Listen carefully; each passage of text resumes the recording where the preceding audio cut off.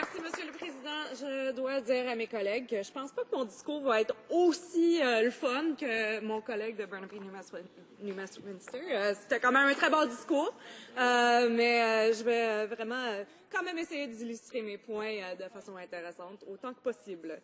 C'est notre devoir en tant que législateur de se pencher sérieusement sur des projets de loi comme C-48, la loi modifiant sur le loi de l'impôt sur le revenu, la loi sur la taxe d'assises, la loi sur les arrangements fiscaux entre le gouvernement fédéral et les provinces, la loi sur la taxe sur les produits et les services des Premières Nations et des textes connexes. Donc, on voit bien que c'est un très gros projet de loi. Encore une fois, c'est quelque chose qu'on voit souvent dans cette Chambre. C'est un avis que partagent les néo-démocrates avec plusieurs acteurs importants, plusieurs spécialistes du domaine de la finance et de la comptabilité, que la plupart de ces changements dans C-48 visent à assurer l'intégrité du droit fiscal en vigueur. Mais nous avons attendu longtemps que ces modifications techniques soient déposées en tant que projet de loi fiscale dans cette Chambre. Et la plus récente examination de changements de nature technique, ça remonte à 2001. Alors, ça fait très longtemps. Et nous avons des modifications ici qui datent de 1998. Alors, c'est quelque chose qui aurait dû être fait il y a longtemps. Et ça, c'est sous des gouvernements libéraux comme sous le gouvernement conservateur actuel. Donc, on voit vraiment qu'il y a un peu de manque de vouloir de s'assurer que nos lois sur les impôts sont à date. Et ça, c'est quelque chose que tous les Canadiens et Canadiennes devraient se demander pourquoi ça prend tellement longtemps de mettre ces affaires claires. L'Association des comptables généraux accrédités du Canada, par exemple, a affirmé dans son mémoire prébudgétaire au Comité des finances cet automne que, je cite, « La clé d'une reprise soutenue de l'économie et d'une accélération de la croissance économique réside dans un engagement du gouvernement à refondre le système fiscal et à réduire les formalités administratives. Par conséquent, elle fait les recommandations suivantes.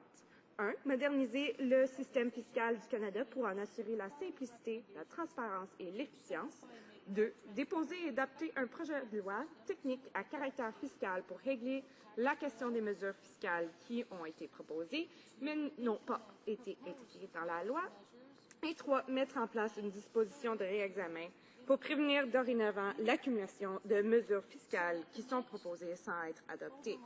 Donc, 3 éléments. Moderniser le système, déposer le projet de loi que nous avons aujourd'hui devant nous et s'assurer que le grand retard qui nous amène à avoir devant nous un projet de loi de plusieurs centaines de pages ne se reproduise plus.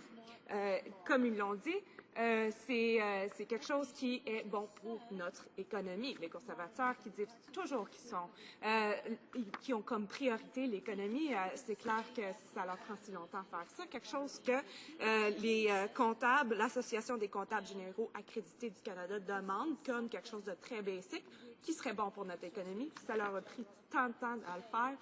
C'est sûr que là, on se demande des questions sur si c'est vrai qu'ils veulent vraiment, qu'ils ont vraiment l'économie en tête. Les conservateurs eux-mêmes semblent être en accord avec ces éléments, mais leurs actions ne sont pas à la hauteur de leurs discours tels que ceux entendus aujourd'hui. On peut donc affirmer sans erreur que les conservateurs ne s'acquittent pas de leurs responsabilités convenablement. Et même ce projet de loi arrive bien tardivement. Ils ont eu plus de 7 années comme gouvernement pour remédier à la situation de retard chronique dans l'adoption des modifications techniques fiscales. En 2009, l'ancienne vérificatrice générale, Sheila Fraser, a soulevé que plus de 400 modifications étaient en suspens n'ayant pas été l'objet de mesures législatives. D'après elle, je cite, « Si les modifications techniques proposées ne sont pas déposées régulièrement, elles en viennent à constituer un vaste ensemble que les contribuables, les fiscalistes et les parlementaires ont la difficulté à absorber et qu'il est souhaitable qu'un tel projet de loi soit présenté chaque année pour apporter les modifications de routine aux lois de l'impôt. » Fin de la citation. Chose que le gouvernement conservateur, Monsieur le Président, a voulu faire, mais c'est jamais concrétisé jusqu'à maintenant. Alors, on se trouve aujourd'hui avec un immense projet de loi qui édicte plus de 200 de ces changements. Il nous reste donc des centaines de changements qui doivent faire l'objet d'un projet de loi fiscale de nature technique et qui attendront à être débattus au Parlement. Malheureusement, je ne suis pas surprise, Monsieur le Président, que ça a pris tellement longtemps mettre ces changements en projet de loi et que ce n'est même pas complet. Les conservateurs, ils brandissent l'étendard de la bonne gestion et de la responsabilité, mais ils prennent jamais les actions qui devraient suivre. Et ça, c'est vraiment malheureux parce qu'on voit alors un discours, une propagande quasiment, là, de dire qu'ils sont bons pour gérer l'économie alors qu'on voit que c'est pas vrai du tout, que ça leur prend leur temps pour faire des affaires absolument normales qui devraient être faites à chaque année et qui ne sont pas capables de bien gérer les finances. On voit avec les suppléments. Donc, c'est vraiment malheureux qu'il y a tellement une grande différence entre les actions et les paroles des conservateurs. La réalité, c'est que le gouvernement conservateur a laissé accumuler un backlog important par son inaction. Nous avons maintenant un projet de loi technique immense de quasiment 1000 pages. On n'en a même pas vu la moitié. Dans le cadre des mesures fiscales, il faut lutter contre l'évitement de l'impôt et l'évasion fiscale, tout en préservant l'intégrité de notre régime fiscal.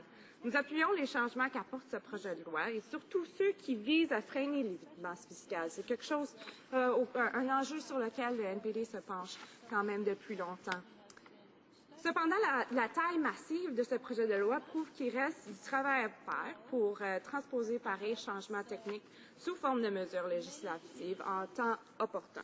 Sinon, on pénalise les milieux d'affaires et on complique le travail du Parlement. Et c'est sûr que c'est très compliqué pour les Canadiens et les Canadiennes quand ces mesures ne sont pas implémentées dans le projet de loi.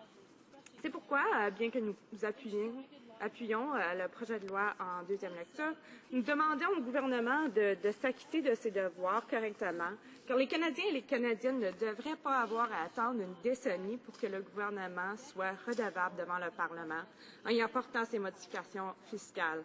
Ce n'est tout simplement pas acceptable, Monsieur le Président. Même dans le communiqué de presse du ministre des Finances, il reconnaît et il avoue lui-même l'inaction de son gouvernement, je cite, « Il y a maintenant plus de 10 ans que le Parlement a adopté un ensemble complet de modifications techniques concernant l'impôt sur le revenu. Et cette situation a entraîné un important arriéré de mesures en suspens qui doivent être réglées afin de donner plus de certitude aux contribuables canadiens. » Fin de la citation. Pourquoi il n'a pas fait quelque chose de plus tôt, alors, Monsieur le Président? C'est plutôt rafraîchissant d'entendre un conservateur quand même avouer qu'il cause de l'incertitude dans l'économie. Je ne crois pas, cependant, que cet aveu est une réelle prise de conscience de leur négligence et un engagement à se réformer, parce que ça a pris quand même 4 ans après même que la vérificatrice générale a dit que le gouvernement doit régler ce problème, et je cite, de manière pressante. Fin de la citation. Donc, c'est tout ce que je veux dire sur ce projet de loi. Comme j'ai dit, je vais appuyer ce projet de loi. Je pense que ça fait longtemps qu'on l'attendait. C'est malheureux qu'on le voit comme ça. J'espère que dans le futur, on va bien gérer quelque chose d'assez simple comme ça. Merci, Monsieur le Président. Thank you very much, Mr. Speaker. I listened carefully to my colleague on the other side of the House with respect to her speech, and she mentioned how the Auditor General has called for these changes. She spoke about the Certified General Accountants of Canada that have called for this bill, have welcomed this bill, have applauded this bill, and have in fact endorsed this bill. So I'm glad members on the other side are listening to that advice and will be supporting this legislation. I just want to clarify for the purposes of the debate, the bill was tabled in November. The Minister and the Department offered in-depth briefings to any member of this House with respect to any section of this bill. The committee will be starting pre-study on this bill tomorrow morning, in fact. We'd love to have the bill passed by this chamber. Just perhaps if she wanted to comment as to why the fact that if the NDP is supporting the bill, why are they putting up so many speakers here rather than allowing the bill to go to committee? And the second question is, she says it does not contain all of the amendments that should be contained. Can she perhaps deposit with this House or with the committee what specific amendments that the bill should be addressing, and perhaps she wants to address it in her answer here today as to what specifically should be in this bill that is not in this bill. Député d'Argenteuil, Papineau, Mirabel. Well, Mr. Speaker, it's kind of it's funny to say that for that member to say that we're in a hurry to get this done when a lot of these changes are outstanding since 1998. That's a pretty long time. Just to give everybody a nice little image, I was 9 years old. It's a very, very long time. And so to say, oh, this has been in the House since November, why are you speaking on it? Is just ridiculous. I mean, this is a massive bill, and we should be debating it in the House, like we should debate any bill. Now, it's just too bad that we had to wait since 1998 to see any of these amendments. And as I mentioned in my speech, there are hundreds of outstanding changes that need to be implemented that have been announced but that have not and have come into effect but are not currently in the legislation. And that needs to be done. So where's that? Questions or comments?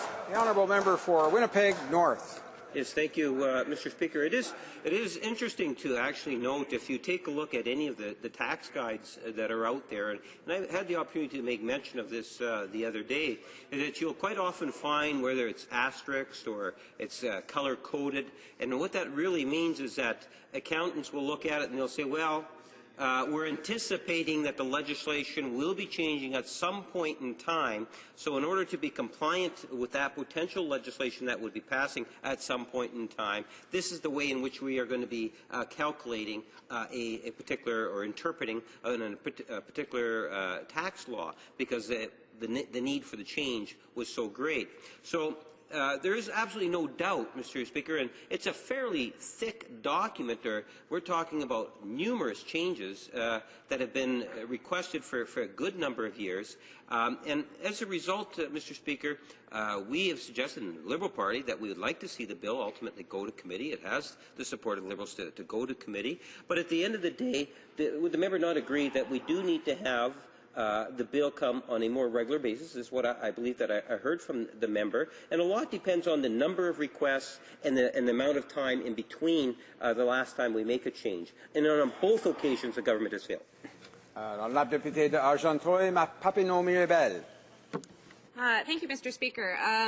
Canadians are doing their taxes right now. I'm doing my taxes. We're all doing our taxes. And it's nice to have some clarity as to what it is that we are doing for businesses and for individuals. So, this is something that we should be doing every year, according to the CGA, according to the Auditor General. And, that is also how I feel about this. I think it would improve clarity for everybody. But it's interesting that actually the last bill of this sort was tabled was passed in 2001.